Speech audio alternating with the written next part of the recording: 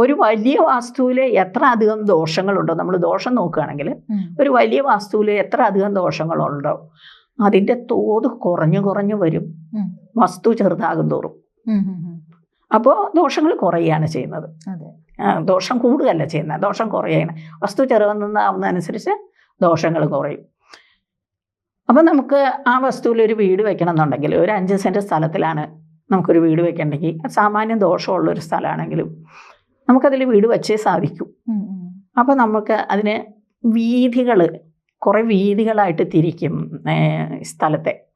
അങ്ങനെ നോക്കുമ്പോൾ ഈ വീഥികളായിട്ട് തിരിച്ചിട്ട് ബ്രഹ്മവീഥി എന്നൊക്കെ പറഞ്ഞിട്ട് ദേവവീഥി എന്നൊക്കെ പറഞ്ഞ് കുറേ വീഥികളുണ്ട്.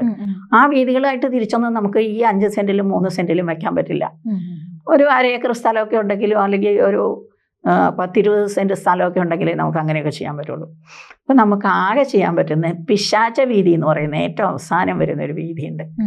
ആ വീഥി ഒഴിവാക്കിയിട്ട് നമുക്ക് വീട് വയ്ക്കുക എന്നുള്ളത് മാത്രമേ നമുക്ക് ചെയ്യാൻ പറ്റുള്ളൂ. പിശാച വീഥി ഒഴിവാക്കി നമ്മളവിടെ വീട് വയ്ക്കുക.